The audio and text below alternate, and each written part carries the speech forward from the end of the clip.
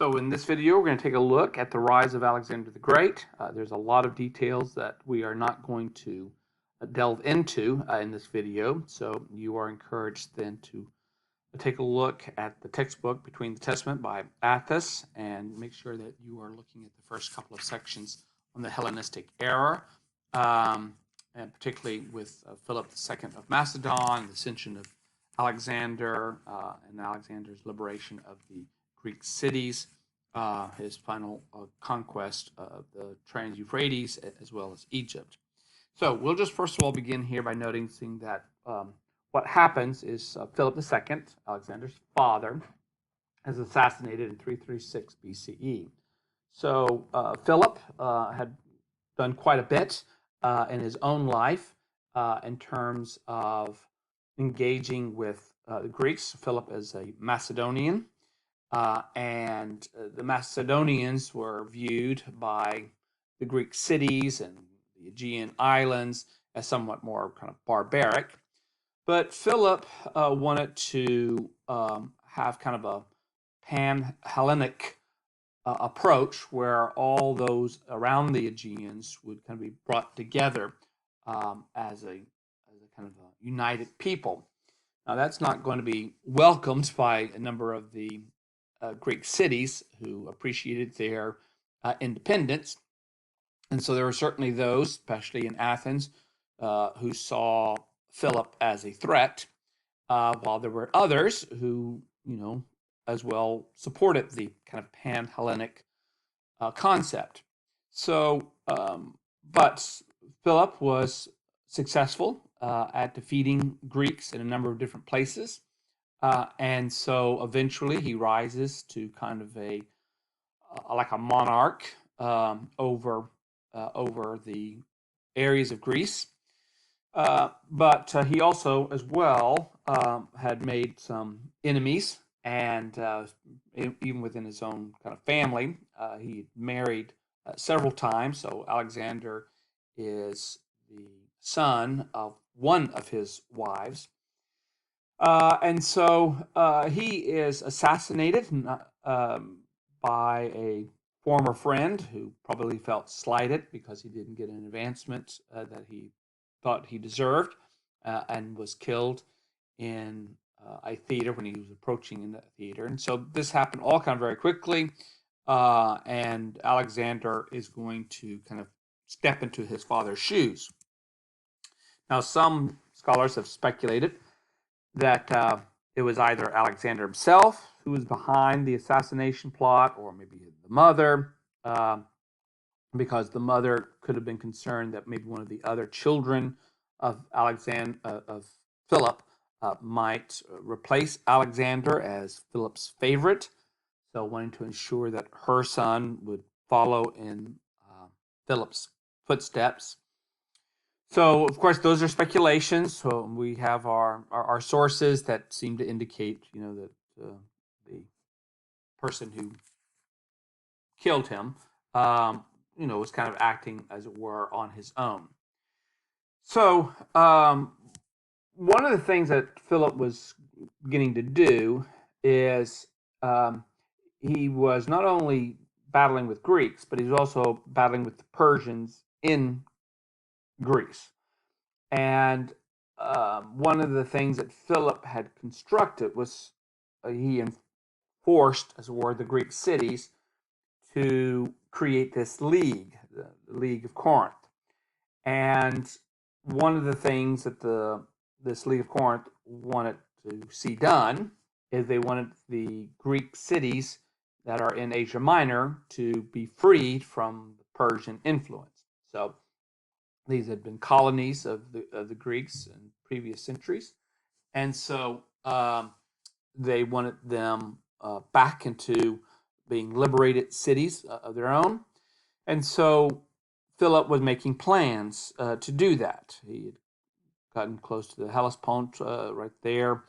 That kind of divides between Europe and Asia, and he was getting ready to attack, as it were, the Persians.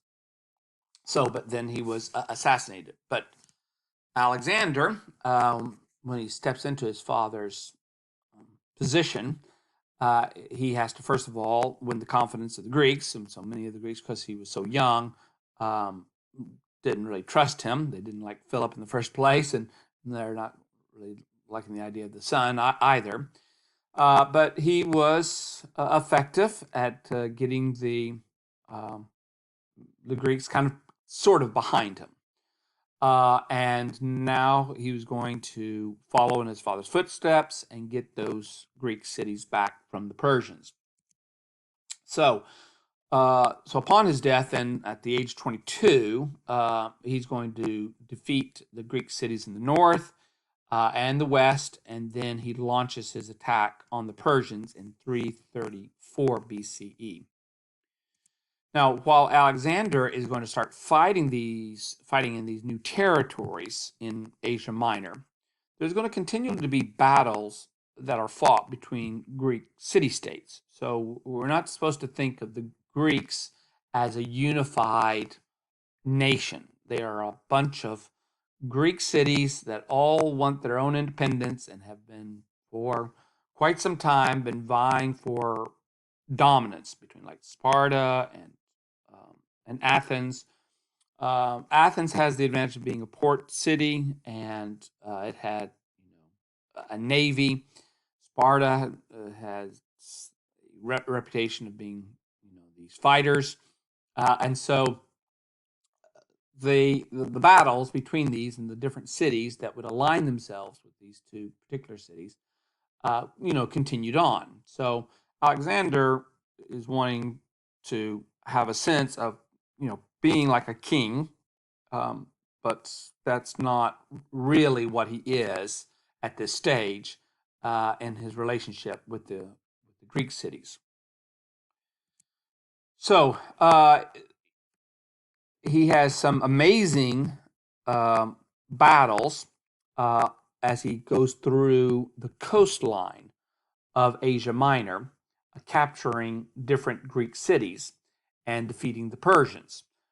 So I don't know if all of this was because of his military brilliance at such a young age, or the ways in which Philip had trained his army, which Alexander then inherits, or if some of it is just good luck on their side in order to defeat the Persians.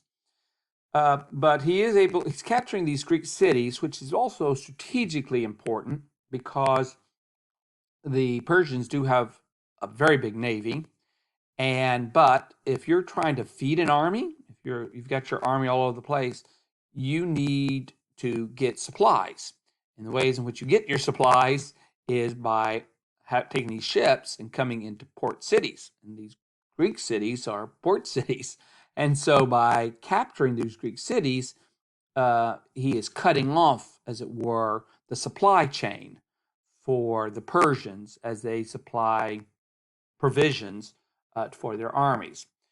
So he's able to march through Asia Minor. There's a moment when he's in Tarsus in which he becomes ill. He has to kind of stop the campaign for a while, but then recuperates and he continues on through. And then he is going to get these territories from Asia, previously held by the Persians. He grants them freedoms because primarily they were subjected to Persian oligarchs, and so he sees that as, him being a liberator, as it were, of these cities. He's going to have a very significant victory. It's going to take some time to win over the kind of the island city of Tyre. And because this city had been fortified and it was an island city, it was very difficult for armies in the past to try and get it. I mean, Nebuchadnezzar had tried to do it for 13 years and couldn't do it. And so eventually, he is going to win out. And one of the things he does is Alexander builds a causeway to get out to Tyre. And then after because they were resistant to him for so long, he he does treat the inhabitants brutally, as a warning to other cities that might try to resist him. So he takes Tyre, and taking Tyre really is like a seismic event because this city had been so preserved and protected for so long that he was able to do that. Then you know is letting everybody else know in the Levant that Alexander is a real threat. Now at this time, the Persian king had who had tried to meet Alexander back in Asia Minor and got defeated, ran for his life. And when he was running, he left behind his family, who was then captured by Alexander and kind of held like a hostage. And so, the emperor tries to make an appeals to get his family back, but Alexander is not going to have any of it. So Darius is basically seeing that he's going to have to once again fight Alexander in a very major battle, which will take place a little bit later on. So now Alexander is then going to Alexander acquires Egypt, and he's going to do so with very little resistance. And this happens in 332 BCE. So Egypt did not really want to be ruled by the Persians in the first place, and so with Alexander's success, the Egyptians are going to basically welcome Alexander in. And while he is there, Alexander is going to go out to the Libyan desert, and there's a famous prophetess that's out there, and she tells Alexander that Philip is not really his father. His real father is the god Zeus. And so this kind of brings Alexander to this kind of awareness or understanding of his something like a divinity. So this is going to play well in the east, in these countries that he's going to take, and places like it in Egypt. So he's kind of taking the place of the pharaohs. And as he will campaign, his military campaigns move towards the east, seeing him as something like being divine is going to help out. Now that kind of idea doesn't play well back in Greece. They don't really think of their kings as divine. And so it makes it look as if Alexander is quite arrogant in order to claim this type of identity. But the idea that a ruler is divine, or a ruler is the offspring, as it were, of a god, that's going to become important for how Alexander reigns or rules in the short period of time that he has out in the east. I do want to note here on the map that you might be looking at here is Alexander's conquest, and just how far it went, going all the way out there, eventually to the borders of India, down into much of Egypt, and from Greece. So it's a huge area that he is going to conquer in a very short period of time. So generally then, Alexander allowed conquered peoples to carry on with their traditional laws and customs. The only thing that he would require is that they continue to pay tribute. And so, some of the practices beforehand, like with the Persians, there's a sense in which the way in which they worshiped their religion was kind of imposed upon people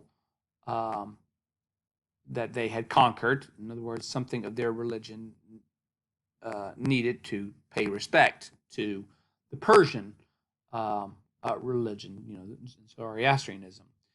And so, but Alexander, would allow people to continue on what their traditional laws and customs were, and was not imposing upon them the Greeks. Now, one of the things that's is interesting here is the Greeks tend to see that there are ways in which all these different cultures, all these different peoples and their religions can be equal to what it is that the Greeks worshiped, and sometimes thought to explain the differences as just cultural differences, that really what they're doing is the same thing, but they just have different names for their gods. And so there's a syncretism that begins to take place, where the Greeks accept, the gods of other people, and other people begin to accept some of the language and the vocabulary of the Greeks in talking about their gods. So that syncretism is going to start taking effect as the Greeks and the successive generations through the Ptolemies and the Seleucids continue to reign. All right, we will stop it there with a little bit here just about Alexander and the early stages of his military campaigns.